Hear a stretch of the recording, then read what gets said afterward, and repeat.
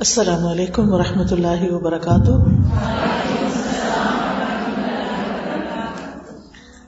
نحمده ونصلی علی رسولہ الکریم، اما بعد فاعوذ باللہ من الشیطان الرجیم، بسم اللہ الرحمن الرحیم، رب اشرح لی صدری ویسر لی امری واحلل عقدۃ من لسانی یفقہوا قولی۔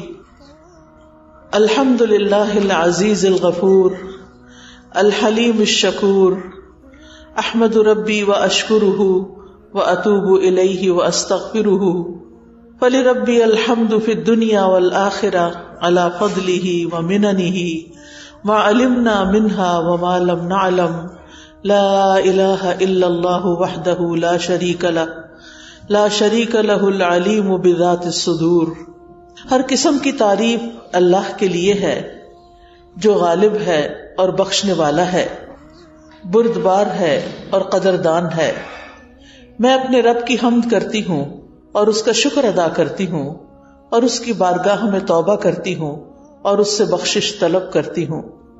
بس دنیا اور آخرت میں میرے رب ہی کے لیے ہر قسم کی حمد اور تعریف ہے، اس کے فضل و کرم پر، اس کے احسانات پر جنہیں ہم جانتے ہیں اور جنہیں ہم نہیں جانتے۔ اللہ کے سوا کوئی معبود برحق نہیں، وہ اکیلا ہے، اس کا کوئی شریک نہیں، اور وہ دلوں کے بھید تک جانتا ہے۔ اللہ سبحانہ تعالیٰ کا بہت بہت شکر ہے، اس کا فضل ہے، اس کا انعام ہے، اس کا احسان ہے کہ اس نے ہمیں مسلمان پیدا کیا، ہمیں اپنی محبت عطا کی، اپنی معرفت دی، اپنا شکر ادا کرنے کی توفیق دی۔ اس کا شکر ہے اس نے ہمیں قرآن دیا جو کہ ایک بہت بڑی نعمت ہے۔ قرآن مجید کے بارے میں اللہ تعالیٰ فرماتے ہیں، یا ایھا الناس، اے لوگو، قد جاءتکم موعظۃ من ربکم، تمہارے پاس تمہارے رب کی طرف سے عظیم نصیحت آ چکی ہے، وشفاء لما فی الصدور، اور اس کے لیے سراسر شفا ہے جو سینوں میں ہے۔ کوئی بھی دکھ، درد، تکلیف، اداسی، غم، پریشانی، ڈپریشن، اینگزائٹی، کسی بھی قسم کی کوئی چیز جو دلوں کو تکلیف دینے والی ہے، اس سب کے لیے، ہر بیماری کے لیے یہ قرآن شفا ہے۔ وَہُدًى وَرَحْمَةٌ لِّلْمُؤْمِنِينَ، اور مومنوں کے لیے سراسر ہدایت اور رحمت بن کر آئی ہے یہ کتاب۔ ہم سب جانتے ہیں کہ قرآن مجید اللہ سبحانہ تعالیٰ کی نازل کردہ کتاب ہے، یہ اللہ کا کلام ہے، یہ حروف، یہ الفاظ، یہ کلام، یہ رب العالمین کی طرف سے آیا ہے۔ جبریل علیہ السلام جو فرشتوں کے سردار ہیں اس کو لے کر آئے ہیں۔ محمد الرسول اللہ جو تمام انسانوں کے سردار ہیں، تمام پیغمبروں کے سردار ہیں، ان پر یہ کتاب نازل ہوئی ہے، اور یہ امت محمدیہ صلی اللہ علیہ وسلم کا ایک بہت بڑا اعزاز ہے کہ اللہ نے دین کو ان پر مکمل کیا اور انہیں اس کتاب سے نوازا۔ یہ کتاب وہ کتاب ہے جس سے دلوں کی اصلاح ہوتی ہے، جس سے حالات بدلتے ہیں، جس سے انسان بدلتے ہیں، جس سے انسانوں کے حالات درست ہو جاتے ہیں۔ یہ رب العالمین نے انسانوں ہی کے فائدے کے لیے بھیجا ہے۔ یہاں اس آیت کے اندر 4 باتیں بیان ہوئی ہیں کہ یہ قرآن ایک نصیحت ہے، یہ سینوں کی بیماریوں کے لیے شفا ہے، یہ ہدایت کا باعث ہے، اور یہ مومنوں کے لیے رحمت کا باعث ہے۔ یعنی یہ قرآن سراسر فائدے کی کتاب ہے۔ آج ہم دیکھیں تو ہمیں ان میں سے ہر چیز کے لیے کسی علاج کی ضرورت ہے کہ ہم اپنی غفلت اس کی نصیحت سے دور کر سکیں، ہمارے دلوں کی گھٹن اس کے لیے یہ شفا بن جائے، ہماری لا علمی کے لیے ہدایت کا راستہ بنے، اور پھر سراسر اللہ تعالی کی طرف سے اس کے ذریعے ہم پر رحمتیں اور برکتیں نازل ہوں۔ نصیحت کے لیے لفظ موعظہ استعمال ہوا ہے۔ موعظہ کا لفظ واعظ سے ہے، واعظ اردو میں بھی لفظ استعمال ہوتا ہے۔ موعظہ ایسا واعظ ہوتا ہے جو انسان کو اس کا انجام یاد دلاتا ہے، اچھا بھی اور برا بھی، کہ جیسا کچھ انسان کرتا ہے ویسا ہی اس کا انجام ہوگا۔ واعظ ایسی نصیحت کو کہتے ہیں جو انسان کو دنیا کی مشغولیت، دنیا کی مصروفیات، دنیا کی محبت سے ہٹا کر اللہ کی یاد اور آخرت کے دن کی طرف متوجہ کر دے، اور اس کے اندر ایک رقت پیدا ہو، یعنی ایسا واعظ جو دلوں کو نرم کر دے، جو دلوں کے اندر کی سختی کو دور کر دے۔ یعنی قرآن مجید ایسی کتاب ہے، ایسا کلام ہے، جو شخص اس کو سمجھ کر پڑھتا ہے وہ لازماً ضرور اس کے ساتھ نصیحت حاصل کرتا ہے، اس کا دل نرم ہوتا ہے، اس کا دل بدلتا ہے، کیونکہ یہ اللہ کا کلام ہے، یہ عام کتابوں کی طرح کوئی معمولی کتاب نہیں۔ الحمدللہ ہم سب مسلمان ہیں اور بچپن سے ہمیں اس کی محبت دی گئی، اس کی رسپیکٹ اور اس کے ساتھ ایک تقدس کا احساس ہم سب کے اندر موجود ہے، لیکن ہمیں اس سے ایک قدم اور آگے جانے کی ضرورت ہے، اور وہ یہ کہ اس کے ذریعے ہم ہدایت اور رحمت بھی حاصل کریں اور اپنے ٹوٹے دلوں کا علاج بھی کریں۔ قرآن مجید کے بارے میں خود قرآن کے اندر اور الفاظ بھی آتے ہیں، جیسے فرقان ہے، جیسے بصائر ہیں، جیسے رحمت اور برکت، پھر اسی طرح یہ اللہ کی مضبوط رسی ہے جس کا ایک سرا اللہ کے ہاتھ میں ہے اور دوسرا اس بندے کے ہاتھ میں جو اس کو پکڑ لے، یعنی اس کتاب کو تھام لے۔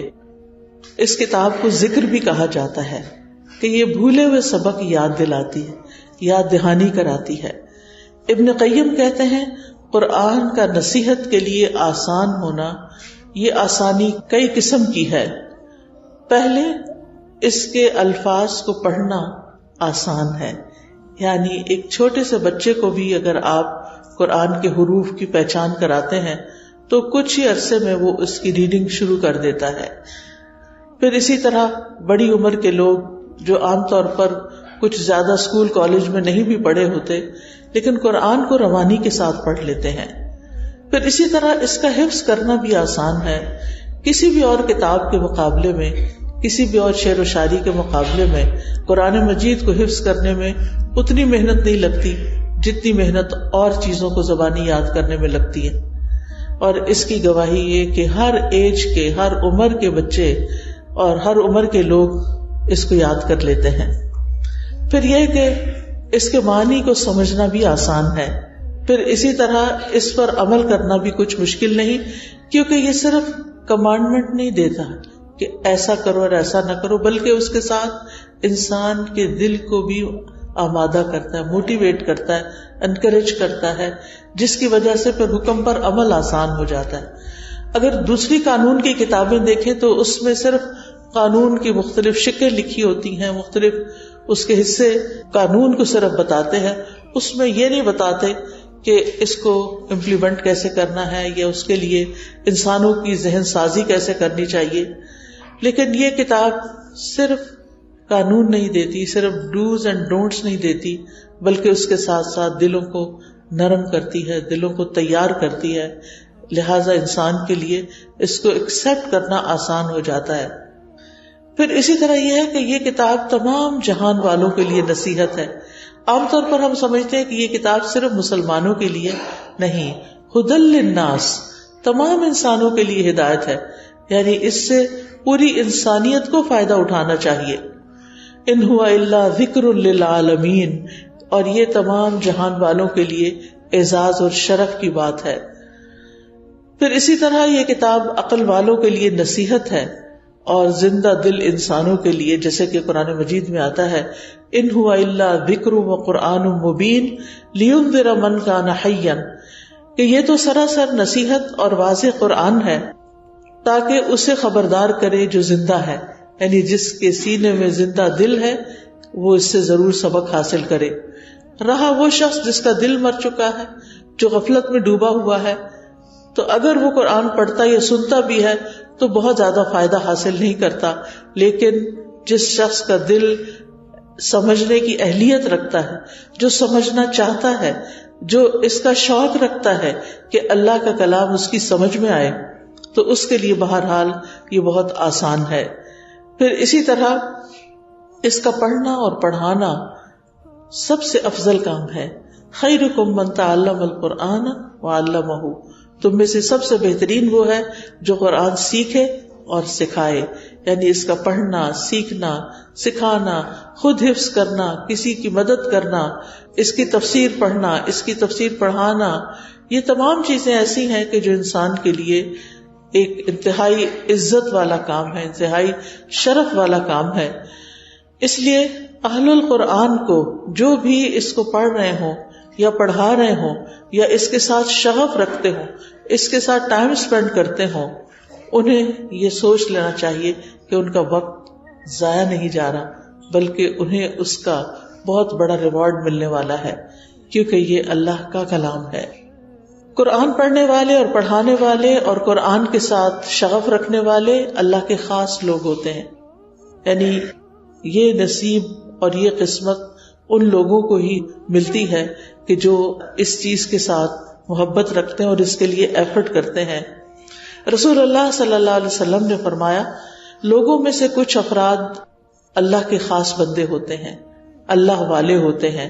صحابہ نے عرض کی، اے اللہ کے رسول صلی اللہ علیہ وسلم، وہ کون لوگ ہیں؟ فرمایا، قرآن والے، وہی اللہ والے اور اس کے خاص بندے ہیں. یعنی اگر تم قرآن کے ساتھ اپنا وقت گزارتے ہو تو تم اللہ سبحانہ وتعالیٰ کے خاص بندوں میں شامل ہو جاؤ گی، جن کو ہم VIPs کہتے ہیں کہ ویری امپورٹنٹ پرسنز. وہ کون ہیں؟ جو اللہ تعالیٰ کا کلام پڑھتے ہیں یا اس سے محبت رکھتے ہیں اور اس کو سمجھتے ہیں اور اس کے ساتھ وقت اسپینڈ کرتے ہیں. آپ دیکھیں کہ ہمارے دن کا ایک بڑا حصہ سیل فون کے ساتھ گزر جاتا ہے، کچھ حصہ ٹی وی کے آگے گزر جاتا ہے، کچھ لوگوں کے ساتھ سوشلائز کرنے میں، کچھ گھر کے اندر کام کاج، بچوں کے ساتھ، سرونٹس کے ساتھ، یا ہم جاب پلیس پر ہے تو یعنی کولیگز کے ساتھ. تو اس میں سے خوش قسمت ہے وہ لوگ کہ جن کو اپنے وقت کا کچھ حصہ قرآن کے ساتھ بھی مل جاتا ہے، اور جو جتنا چاہے اس وقت کو بڑھا لے. obviously جب اس وقت کو بڑھائیں گے تو کچھ اور چیزوں کا وقت کم ہوگا، لیکن وہ خسارے کا سودا نہیں. اللہ تعالیٰ قرآن مجید میں فرماتے سورۃ فاطر میں، ان الذین یتلون کتاب اللہ، بے شک وہ لوگ جو کتاب اللہ کی تلاوت کرتے ہیں. اور تلاوت کا لفظ جو ہے وہ صرف قرات کے لیے نہیں ہے، بلکہ تلاوت کے معنی ہوتے ہیں اتباع کرنا، فالو کرنا، پیروی کرنا. یعنی جو کتاب اللہ کی پیروی کرتے ہیں، یعنی پڑھتے بھی ہیں اور اس کو سمجھتے بھی ہیں اور اس پر عمل بھی کرتے ہیں اور اس کو آگے بھی پہنچاتے ہیں. وَأَقَامُوا الصَّلَاةَ، اور نماز قائم کرتے ہیں. وَأَنفَقُوا مِمَّا رَزَقْنَاهُمْ سِرًّا وَعَلَانِيَةً، اور وہ کھلے چھپے اللہ کے راستے میں جو ہم نے ان کو رزق دیا وہ خرچ کرتے ہیں. اولئک یرجون تجارتا لن تبور، یہ ایسی تجارت کی امید رکھتے ہیں کہ جس میں کبھی نقصان ہے ہی نہیں. دنیا میں کوئی بھی بزنس، کوئی بھی سودا ایسا نہیں کہ جس میں انسان یہ سمجھے کہ مجھے اس میں صرف نفع ہی ہوگا. بہت سی چیزیں اور بہت سے بزنس ایسے ہوتے ہیں بہت نفع پہ جا رہے ہوتے ہیں، بہت اوپر ہی اوپر جا رہے ہوتے ہیں. اچانک کوئی ایسا حادثہ ہوتا ہے کہ سب کچھ ڈکلائن پہ آ جائے، سب نیچے چلا جاتا ہے. لیکن جو لوگ یہ تین کام کرتے ہیں، یعنی قرآن کی تلاوت، قرآن کے ساتھ تعلق، نماز کا قیام یعنی پابندی کے ساتھ نماز پڑھنا، نماز نہیں چھوڑنا، اور اللہ کے دیے ہوئے میں سے خرچ کرتے رہنا، یہ لوگ اللہ کے ساتھ ایسا سودا کر رہے ہیں کہ جس میں فائدہ ہی فائدہ ہے، جس کا کوئی نقصان ہے ہی نہیں. یعنی اللہ سبحانہ وتعالیٰ انہیں ان تین کاموں پر بہترین اجر عطا فرمائے گا. پھر اسی طرح رسول اللہ صلی اللہ علیہ وسلم نے فرمایا، رشک کے قابل صرف دو ہی لوگ ہیں. ایک وہ جس کو اللہ نے قرآن کا علم دیا اور وہ رات کی گھڑیوں میں اس کے ذریعے سے قیام کرتا ہے، اور دوسرا وہ جسے اللہ نے مال دیا اور وہ دن رات اس سے صدقہ کرتا رہتا ہے. یعنی دن بھی اور رات بھی جو بھی موقع آتا ہے وہ دیتا چلا جاتا ہے، دیتا چلا جاتا ہے. پھر یہ کہ دوسری چیز جو اس آیت میں آتی ہے وہ ہے شفاء لما فی الصدور، کہ یہ قرآن سینوں کے اندر، دل میں جو کچھ، کہ سینے میں دل ہے اور دل میں جو کچھ ہے اس کے لیے شفا ہے. یعنی قرآن سینے کی دل کی بیماریوں کے لیے شفا ہے. دل کی بیماریوں میں کیا چیز شامل ہے؟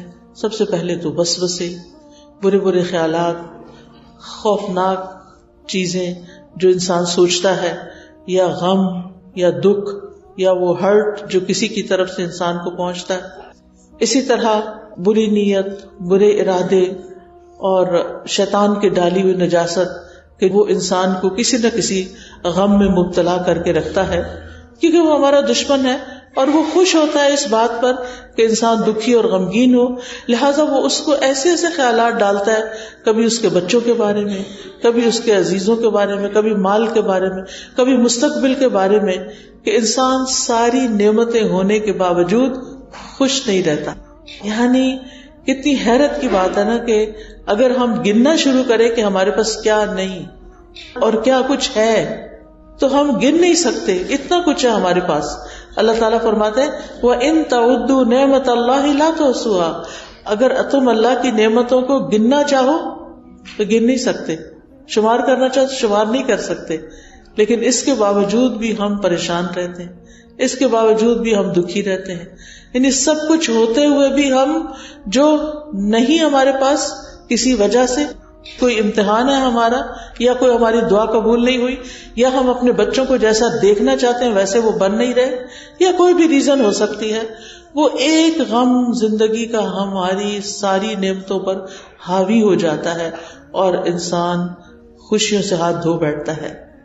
جبکہ قرآن پڑھنے والا اس کو اللہ پر ایسا توکل، ایسا اعتماد، ایسا یقین حاصل ہوتا ہے اور وہ بڑھتا چلا جاتا ہے کہ شیطان کسی بھی قسم کا وسوسہ ڈالے وہ یقین اس کو فوراً ختم کر دیتا ہے. وہ دل کے اندر کا اطمینان اور توکل کہ اللہ ہے، اللہ اچھا ہی کرے گا، اللہ کے بارے میں اچھا گمان، بندوں کے بارے میں اچھا گمان، یہ اس کے دل کو خوش کر دیتا ہے. اور یہ آ نہیں سکتا جب تک ہمارا تعلق قرآن سے نہ ہو. یہ چیز قرآن ہی انسان کے اندر پیدا کرتا ہے. اور پھر آپ دیکھیے کہ انسان کو بعض لا علاج بیماریاں شروع ہو جاتی ہیں، اور ان میں سے دلوں کی بیماریاں جو ہیں وہ سب سے زیادہ انسان کے لیے تکلیف دہ ہوتی ہیں. کیونکہ کچھ دل ہوتے ہیں وہ ایمان سے، ایمان کے نور سے، ہدایت کے نور سے آباد ہوتے ہیں، یہ دل زندہ ہوتے ہیں. اور کچھ دل ایمان سے خالی ہوتے ہیں، یقین اور توکل اور تقوی سے خالی ہوتے ہیں، قرآن کے علم سے خالی ہوتے ہیں، لہٰذا وہ دل مردہ ہونا شروع ہو جاتے ہیں. اور اگر ان کا علاج نہ کیا جائے تو وہ کسی کام ہی نہیں رہتے. پھر انسان کی زندگی میں سب کچھ ہوتے ہوئے خوشی نہیں ہوتی. اور یہ کتنی محرومی کی بات ہے کہ اللہ تعالیٰ اتنا کچھ دے پھر بھی ہم کسی بات پر خوش نہ ہو، یا یہ کہ خوش ہونے کے لیے ہمیں لوگوں کی ضرورت ہو. اب ہمارا کنٹرول جو ہے وہ لوگوں کے ہاتھ میں ہو کہ وہ ہمیں خوش کر دیں، کیونکہ ہم نے خوشی کو یا تو لوگوں کے مرہون منت کیا ہوا ہے کہ فلاں دوست سے بات ہوگی تو میرا دل خوش ہو جائے گا، یا وہ ملنے آ جائے گی، یا میں ملنے چلی جاؤں، یا اسی طرح فلاں چیز میرے پاس آ جائے گی تو پھر مجھے خوشی مل جائے گی. لیکن آپ نے زندگی میں دیکھا ہوگا کہ جتنی بھی چیزوں کی ہم نے خواہش کی اور وہ ملتی چلی گئی، اس کے بعد کیا ہوا؟ ایک چیز کی خواہش تھی وہ مل گئی، تھوڑے دن خوشی ہوئی، پھر ڈاؤن. اب ایک اور چیز کی خواہش ہے وہ مل جائے، دعائیں مانگ رہے ہیں، محنت کوشش کر رہے ہیں، وہ مل گئی، تھوڑی دیر کے لیے خوشی، پھر واپس اسی حالت پہ، پھر ایک تیسری چیز، پھر ایک چوتھی چیز. ساری زندگی انسان کی ہرس ختم ہی نہیں ہوتی، جس کی وجہ سے وہ کبھی خوش ہو ہی نہیں پاتا. اس کے پاس جتنی نعمتیں ہوتی ہیں اور مزید ملتی چلی جاتی ہیں، وہ پھر بھی خوش ہونے کا راز نہیں پاتا، کیونکہ خوشی تو دل کی زندگی میں ہے، اور دل کی زندگی قرآن میں ہے. قرآن کو قرآن مجید میں روح کہا گیا، اور انسان کے جسم کے اندر بھی روح ہوتی ہے. یہ ہمارے جسم کی روح اس روح سے خوش ہوتی ہے، اور قرآن لانے والے فرشتے کو بھی روح کہا گیا.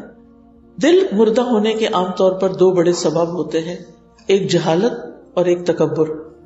جہالت جو ہے وہ دل اور ایمان اور نور کے درمیان اندھیرا کر دیتی ہے، رکاوٹ پیدا کر دیتی ہے. قرآن جہالت کو دور کرنے کا ذریعہ ہے. جب قرآن کے ذریعے جہالت دور ہوتی ہے تو دل لہلہانے لگتا ہے، ایمان کے ساتھ، قرآن کے ساتھ سینے منور ہو جاتے ہیں، خوش ہو جاتے ہیں، روشن ہو جاتے ہیں۔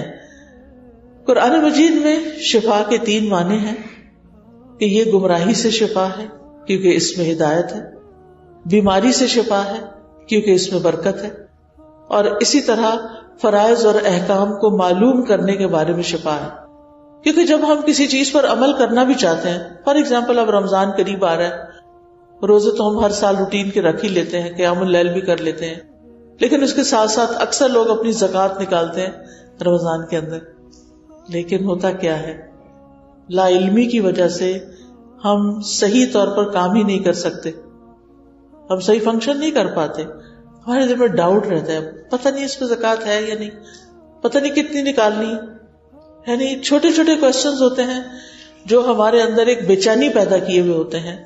لیکن اگر ہم قرآن پڑھیں اور قرآن کو سمجھیں تو ان میں سے بہت سے سوالوں کے جواب مل جاتے ہیں، پھر کچھ اسپیسیفک کوسچنز رہ بھی جاتے ہیں کہ جن کو مزید علماء نے ڈسکس کر کے اور مزید علم حاصل کر کے ان کو حل کیا ہوتا ہے۔ تو فرائض پر بھی عمل کرنے کے لیے بہت ضروری ہے کہ ہمارے پاس علم ہو، علم کے بغیر ہم اپنے فرائض پر بھی عمل نہیں کر سکتے۔ پھر اسی طرح آپ دیکھیں جہالت کے علاوہ شک، تکبر، حسد، نفاق، بغض، ہم و غم اور خواہشات کی بھرمار، ان ساری بیماریوں کے لیے قرآن شفا ہے۔ انسان کو قرآن بالکل مطمئن کر دیتا ہے، جو اس کے پاس ہوتا ہے اس پر وہ قناعت کرتا ہے، وہ راضی ہو جاتا ہے۔ آپ دیکھیے کہ اگر ہمارے دل میں کوئی شک ہی آ گیا دین کے بارے میں، اللہ کی ذات کے بارے میں، نبی صلی اللہ علیہ وسلم کے بارے میں، تو اس شک سے پھر آپ دیکھیں کہ انسان اچھا بھلا سب کچھ کرتا ہوا سب چھوڑ کے بیٹھ جاتا ہے، کیونکہ دل میں شک آ گیا۔ قرآن شک کو یقین میں بدلتا ہے، اس لیے اس شک کو یقین میں بدلنے کے لیے ضروری ہے کہ ہم ڈیلی بیسس پر کچھ نہ کچھ حصہ اس کا ضرور اپنے علم میں لائیں، اس کو سمجھیں تاکہ ہمارے شکوک و شبہات دور ہوں۔ پھر اسی طرح شک کے علاوہ تکبر، انسان کو قرآن اس کی حقیقت بتاتا ہے کہ تم کہاں سے پیدا ہوئے، تم کیا چیز ہو، لہذا انسان کے اندر سے تکبر بھی نکل جاتا ہے۔ پھر حسد، قرآن میں حسد کے بارے میں حابیل قابیل کا قصہ بیان کیا گیا اور پھر حسد کرنے کا انجام بتایا گیا، تو انسان توبہ کرتا ہے کہ میں کسی سے حسد کر کے اپنے اعمال کو ضائع کروں۔ پھر اسی طرح ابلیس کا قصہ بتایا گیا کہ جس کو آدم علیہ السلام سے حسد ہوا اور اس نے اپنا مستقبل خراب کر دیا اور ایگو کا شکار ہو گیا۔ تو یہ قرآن ہی ہے جو ان تمام بیماریوں اور ان تمام پریشانیوں کا علاج ہے۔ اور ابن قیم تو کہتے ہیں کہ چاہے دل کی بیماری ہو چاہے کوئی جسمانی بیماری ہو، کوئی بیماری ایسی نہیں جس کا علاج قرآن سے ممکن نہ ہو، وہ تو پورے یقین کے ساتھ کہتے ہیں، کیونکہ اللہ تعالیٰ نے فرما دیا ہے کہ یہ شفا ہے تو یہ شفا ہے اور اس سے شفا حاصل کرنی چاہیے۔ پھر اسی طرح یہ ہے کہ وہ یہ بھی کہتے ہیں کہ قرآن کے ہر حرف میں شفا ہے، یعنی آپ کہیں سے بھی پڑھنا شروع کر دیں اور کسی بھی قسم کی بیماری رب کے کلام کا مقابلہ نہیں کر سکتی، اس کے آگے نہیں ٹھہر سکتی، اور کہ یہ وہ کلام ہے کہ اگر پہاڑ پر بھی اتار دیا جاتا تو پہاڑ ٹکڑے ٹکڑے ہو جاتا، تو باقی بیماریاں اس کے آگے کیسے ٹھہر سکتی؟ ہمارے اندر کے دل کے پتھر اور باقی جسم کی پتھریاں کہاں رک سکتی ہیں اگر ہم اس کو واقعی پڑھیں اور پورے شوق کے ساتھ اور پوری محنت کے ساتھ اس کو پڑھنے والے ہوں۔ اور اس کے لیے یقین کا ہونا بھی بہت ضروری ہے۔ ہم جیسے سوچتے ہیں ہماری باڈی ویسے ہی فنکشن کرتی ہے، اگر ہم یہ سمجھیں کہ قرآن شفا دیتا ہے تو وہ پھر شفا ہوگی انشاءاللہ، اور اگر ہم اس کا ڈینائل ہی کرتے رہیں تو پھر جو ڈینائی کر دیتا ہے اس کے لیے ڈینائل ہی ہوتا ہے۔ پھر اسی طرح قرآن بہترین رقیہ بھی ہے، رقیہ کہتے ہیں دم کو، یعنی اگر انسان کو کوئی ایسی بیماریاں لاحق ہو گئی ہیں کہ جن کا علاج نیلی پیلی گولیوں میں نہیں ہے، یعنی دوائیوں میں نہیں ہے، تو ایسی صورت میں جیسے نظر بد ہے یا جادو ہے یا جنوں کا چمٹنا ہے اور اس کے نتیجے میں کچھ بیماریوں کا پیدا ہونا ہے، تو اس کے لیے رقیہ بہت فائدہ مند ہے۔ رقیہ جو ہے آیات شفا یا رقیہ ایک ہی چیز ہے۔ آئی ڈونٹ نو کہ آپ نے الہدا کے وہ چھوٹے چھوٹے کارڈز دیکھے ہوں گے یا نہیں، جس میں آیات شفا لکھا ہوتا ہے. اگر کسی بیمار کے پاس ان کو پڑھا جائے یا بیمار خود اپنے لیے پڑھے تو وہ بہت فائدے کی چیز ہے. حضرت عائشہ کہتی ہیں کہ رسول اللہ صلی اللہ علیہ وسلم ایک مرتبہ ان کے پاس تشریف لائے تو دیکھا کہ ایک عورت حضرت عائشہ کا علاج کر رہی ہے یا ان کو کوئی دم کر رہی ہے. تو آپ نے فرمایا کتاب اللہ یعنی قرآن کے ساتھ اس کا علاج کرو. اگر تمہیں دم کرنا ہی ہے تو قرآن پڑھ کر اس پر دم کرو. اور اس میں سب سے بہترین جو ہے وہ سورۃ الفاتحہ ہے.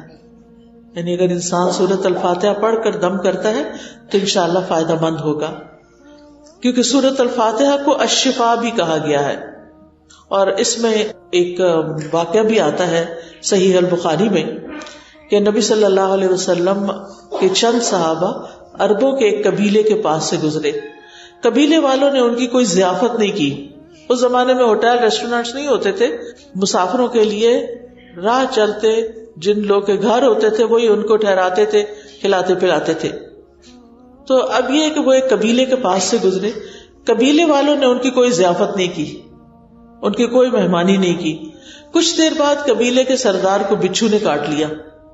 اب قبیلے والوں نے ان صحابہ سے کہا کیا آپ لوگوں کے پاس کوئی دوا یا کوئی دم کرنے والا ہے؟ صحابہ نے کہا کہ تم لوگوں نے ہماری ضیافت نہیں کی، ہم بھی اس وقت تک تمہارا دم نہیں کریں گے جب تک تم اس کی مزدوری نہ مقرر کرو. چنانچہ انہوں نے چند بکریاں دینا منظور کر لی. پھر اس کے بعد آپ سورۃ الفاتحہ پڑھنے لگے. پڑھ پڑھ کے اپنا لعاب اس جگہ پر لگاتے جاتے تھے جہاں ڈنگ کاٹا تھا. چنانچہ وہ شخص جو تھا تندرست ہو گیا. تو قبیلے والے بکریاں لے کر آ گئے. صحابہ نے کہا ہم تو اس وقت تک ان کو ہاتھ نہیں لگائیں گے بکریوں کو جب تک کہ اللہ کے رسول سے پوچھ نہ لیں صلی اللہ علیہ وسلم. تو کیا ہوا جب آپ کے پاس وہ آئے اور آپ کو بتایا تو آپ مسکرا دیے. آپ نے نہ ہاں کی نہ کی، بس اسمائل کی، اور یہ آپ کا اکثر انداز ہوتا تھا. اور پھر آپ نے فرمایا کہ تمہیں کیسے معلوم ہوا کہ سورۃ فاتحہ سے دم ہو سکتا ہے؟ ان بکریوں کو لے لو اور ان میں میرا حصہ بھی لگاؤ. یعنی ازراہ تفنن آپ نے کہا تاکہ ان کے دلوں میں اس کی کوئی برائی نہ رہے. اسی طرح سورۃ البقرہ میں شفا ہے. رسول اللہ صلی اللہ علیہ وسلم نے فرمایا سورۃ البقرہ پڑھا کرو کیونکہ اس کا پڑھنا باعث برکت ہے، اس کا چھوڑنا باعث حسرت ہے، اور جادوگر اس کو حاصل کرنے کی طاقت نہیں رکھتے. یعنی اس پر غالب نہیں آ سکتے، اس کا کچھ نہیں بگاڑ سکتے. لہذا انسان کے لیے ضروری ہے کہ وہ دن میں کچھ نہ کچھ حصہ سورۃ البقرہ کا پڑھ لیا کرے، چاہے پہلی 5 آیتیں کیوں نہ ہو. یعنی صبح قرآن مجید کھولا، سورۃ البقرہ پڑھی اور بند کر دیا. پورا نہیں پڑھ سکے، بچوں کو اسکول بھیجنا ہوتا ہے اور کئی کام ہوتے ہیں، تو پھر اس موقع پر زیادہ ٹائم دیا نہیں جا سکتا. ہاں جب آپ گھر کے کام کاج سے فارغ ہو جائیں تو فارغ وقت میں پھر بیٹھ کر ضرور سورۃ البقرہ پڑھے. پھر یہ ہے کہ جو قرآن سے شفا حاصل نہیں کرتا وہ ہمیشہ بیمار ہی رہتا ہے. یعنی وہ ایک بیماری کسی دوسری بیماری میں منتقل ہو جاتی، دوسری تیسری میں منتقل ہو جاتی. اور پھر یہ ہے کہ قرآن سے شفا حاصل نہ کرنا دراصل اس کو چھوڑ ہی دینا ہے. تیسری چیز جو یہاں بتائی گئی وہ یہ کہ یہ کتاب ہدایت کی کتاب ہے. ہدایت ہم سب کی ضرورت ہے، اسی لیے ہم ہر نماز کے اندر اہدنا الصراط المستقیم پڑھتے ہیں کہ اے اللہ تو ہمیں سیدھے راستے کی ہدایت دے، اس راستے پہ ہم چلیں، ہم منزل تک پہنچیں اور پھر ہم اس پر استقامت بھی اختیار کریں، اس راستے کو چھوڑ نہ دیں. تو یہ کتاب جو ہے یہ ہدایت کا باعث ہے، اور اللہ تعالیٰ نے اس کو نازل بھی اسی لیے کیا. اللہ تعالیٰ فرماتے ہیں شہر رمضان الذی انزل فیہ القرآن ھدی للناس وبینات من الھدی والفرقان. رمضان کا وہ مہینہ ہے جس میں قرآن نازل کیا گیا. یعنی اللہ تعالیٰ نے یہ کتاب ہمیں رمضان میں دی ہے، اور رمضان کی برکت کی وجہ اس مہینے میں قرآن کا نازل ہونا ہے. دن تو سارے برابر ہوتے ہیں لیکن ایک کو فضیلت دوسرے کی وجہ سے کیوں ہے؟ کیونکہ اس میں قرآن نازل ہوا. اسی طرح جو لوگ قرآن پڑھتے پڑھاتے ہیں قیامت کے دن ان کے درجات بھی بلند ہوں گے. نہ صرف یہ کہ ان کے بلکہ ان کے والدین کے بھی. تو وہ پوچھیں گے کہ یہ ہمیں نعمت کہاں سے ملی؟ تو بتایا جائے گا کہ تمہارے بچے کے قرآن پڑھنے کی وجہ سے. تو قرآن کی صرف عربک نہیں پڑھنی چاہیے، بلکہ یہ کتاب ہدایت ہے، سلامتی کی راہیں دکھانے والی کتاب ہے. یہدی بہ اللہ من اتبع رضوانہ سبل السلام. یہ ایک روشنی اور واضح کتاب آئی ہے جس کے ساتھ اللہ ان لوگوں کو جو اس کی رضا کے پیچھے چلتے ہیں سلامتی کے رستوں کی ہدایت دیتا ہے. زندگی کے ہر معاملے میں آسانی کی کتاب ہے، یعنی آسان احکام والی کتاب ہے. اس میں ہدایت بھی ہے، نور بھی ہے. اسی طرح یہ کتاب گمراہی سے بچانے والی ہے.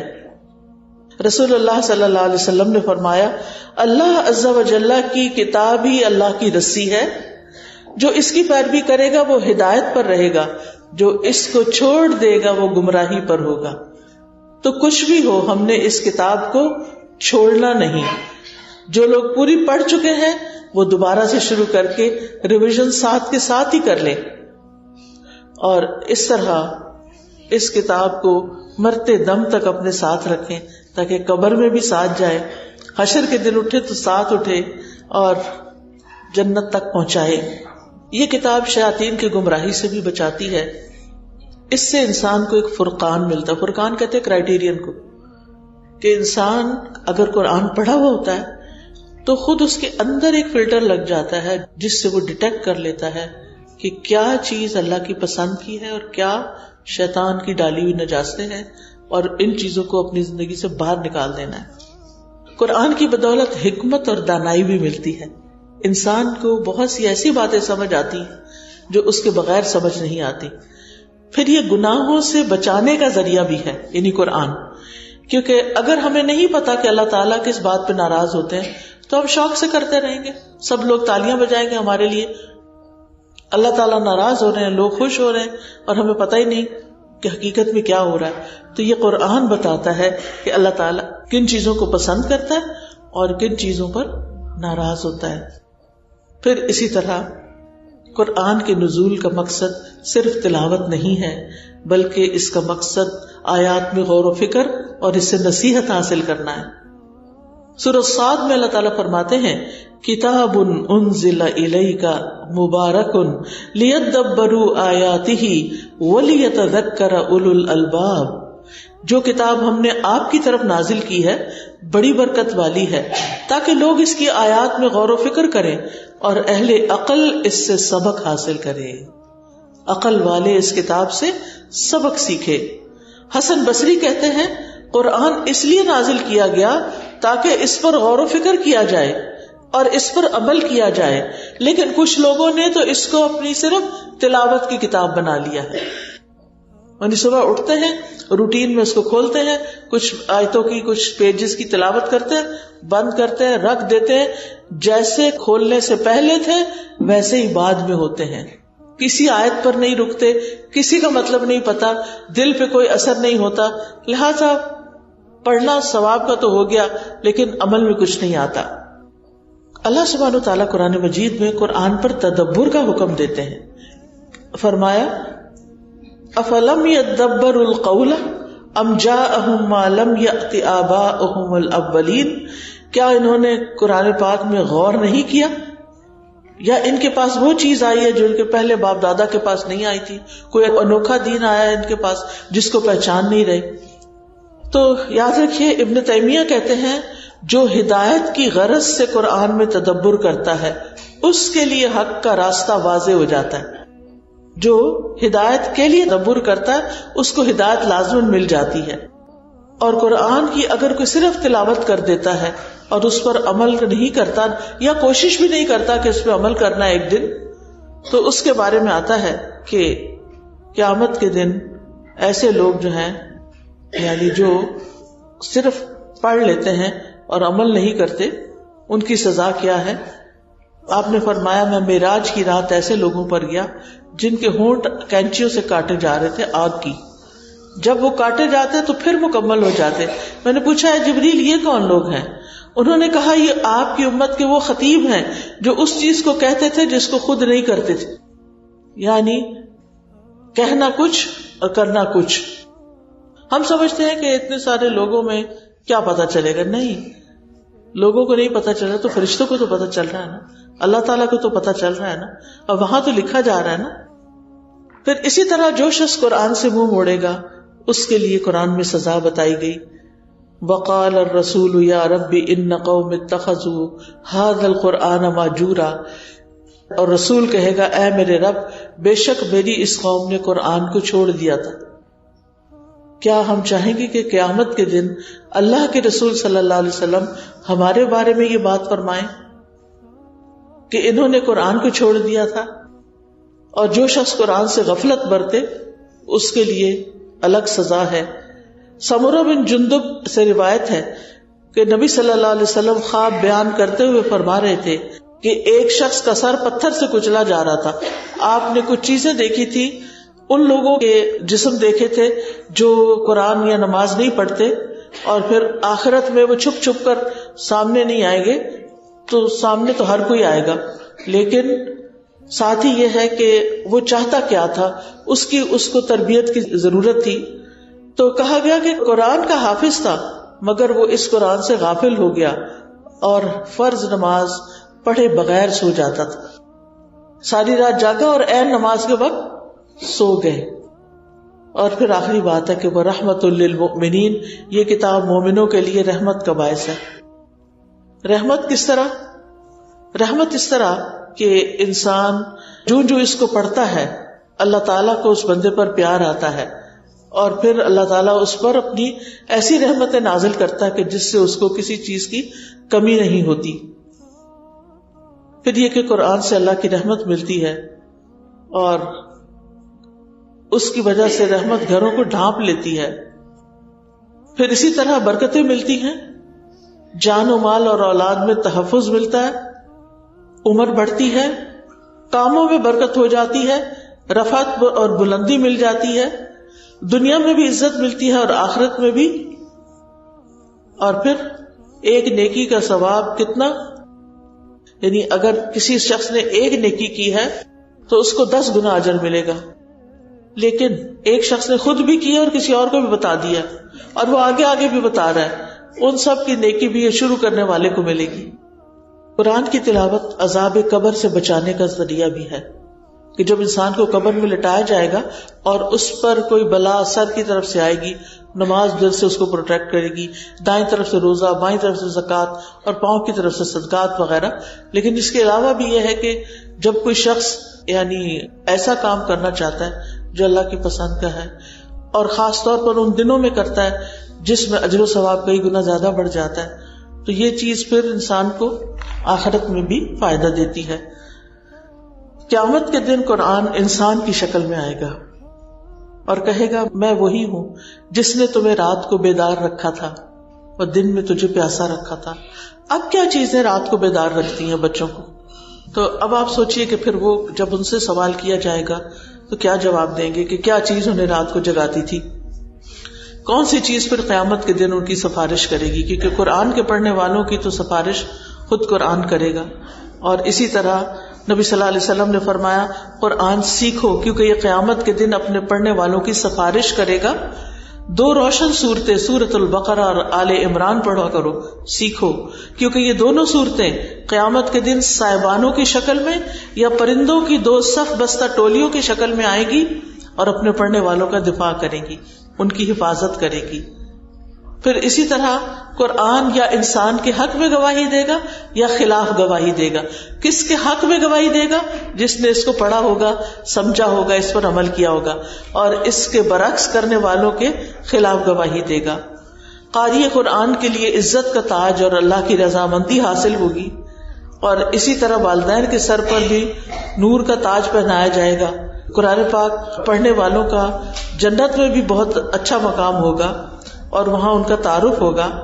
تو یہ ہے وہ کتاب جو ہمیں اللہ سبحانہ تعالیٰ نے دی، جو ہماری تنہائیوں کی دوست ہے اور ہمارے ہر غم اور دکھ اور پریشانی کا مداوا ہے. میری دعا ہے اللہ تعالیٰ سے کہ اللہ تعالیٰ ہمیں اس کا حق ادا کرنے والا بنائے. وآخر دعوانا ان الحمد للہ رب العالمین. اب اگر آپ کے ذہن میں کوئی کوشچن ہے یا کوئی چیز ایڈ کرنا چاہتے ہیں تو موسٹ ویلکم. میں چاہ رہی کہ بہت سارے مہینوں کا تھوڑا سا ذکر کریں جیسے ہمیں کیا چیزیں مطلب ہمیں نہیں کرنی چاہیے. اس وقت پلیز تھوڑا سا جیسے رجب کے مہینے کا ہے. جی رجب کے بعد پھر حج والے 3 مہینے جو ہوتے ہیں وہ حرمت والے ہوتے ہیں. تو ان حرمت والے مہینوں میں چونکہ رجب کا مہینہ ایسا جس میں اہل عرب بہت کثرت سے عمرہ کرتے تھے، اور باقی یہ ہے کہ حرمت میں صرف کرنے کے کام نہیں پتہ ہوتے بلکہ نہ کرنے کے کام. حرمت والا مہینہ کہا ہی کیوں گیا کہ اس میں مومن کے اوپر مومن کا خون، جان، مال اور عزت، یہ ساری چیزیں حرام ہوتی ہیں. یعنی کوئی کسی کو کوئی بھی تکلیف نہیں دے گا، یعنی اس چیز کا ایک طرح سے عہد ہوتا ہے. کوئی کسی کو قتل نہیں کرے گا، کوئی کسی کے راستے میں روڑے نہیں اٹکائے گا جیسے لیگ پولنگ ہوتی ہے یا آفیسز وغیرہ میں جو غلط کام ہوتے ہیں. تو مطلب یہ ہے کہ اگر ان مہینوں میں کوئی نیکی کرتا ہے تو اس کی نیکی کا اجر بھی بڑھے گا، اور اگر کوئی غلط کام کرتا ہے تو سزا بھی زیادہ ہوگی. یعنی اس میں ان مہینوں کی عزت اور حرمت، یعنی اس کو محترم سمجھنا چاہیے. حرمت کا لفظ یہاں احترام والا ہے. اور کوئی؟ السلام علیکم. میرے 3 سوال ہیں. ایک یہ کہ ہماری جو نمازیں قضا ہو چکی ہیں، مطلب کہ جب سے ہم بالغ ہوئے ہیں ہمیں وہ نمازیں کس طرح پڑھنی چاہیے، فرض نماز کس طریقے سے ادا کرنی چاہیے کیونکہ ہمیں ان فنڈ سے دیا ہے. دوسرا میرا یہ سوال ہے کہ آج کل بٹ کوائن ڈیجیٹل کرنسی یہ حلال ہے یا حرام ہے؟ اور تیسرا سوال میرا یہ ہے کہ جس طرح آج کل ہم لوگ دیکھتے ہیں کہ ہمارے آگے سوشل میڈیا اتنا تیز ہو گیا ہے، ہر چیز ہمارے اپروچ میں ہے، ویسے دینی مدارس علماء کی تعداد بھی بہت زیادہ بڑھتی جا رہی ہے اور اتنی ہی اسلام سے دوری بھی ہوتی جا رہی ہے. تو دونوں چیزیں اپوزٹ کیوں جا رہی ہیں؟ نمازیں جو قضا ہو گئی ان کا حل یہ ہے کہ ان پہ توبہ کی جائے اور آئندہ کوئی نماز قضا نہ کی جائے تو معافی مل جائے گی، اور نوافل کی کثرت کر دی جائے، کیونکہ نماز کا تو نہیں پتا کہ کون سی کس وقت کیا قضا ہوئی. تو نوافل کی کثرت کر دیں اور توبہ استغفار اور صدقہ وغیرہ کریں، اللہ تعالیٰ سے معافی مانگیں. بٹ کوائن کا مجھے ایگزیکٹلی نہیں پتا کیونکہ میں نے کبھی اس فیلڈ میں ہاتھ نہیں ڈالا. تیسرا یہ ہے کہ ادھر سے میڈیا تیز ہے، ادھر سے دین والے بھی بہت کام کر رہے ہیں. آپ خود سوچئے جتنے لوگ فساد کے لیے کام کر رہے ہیں اس کے مقابلے میں کتنے دین والے کام کر رہے ہیں.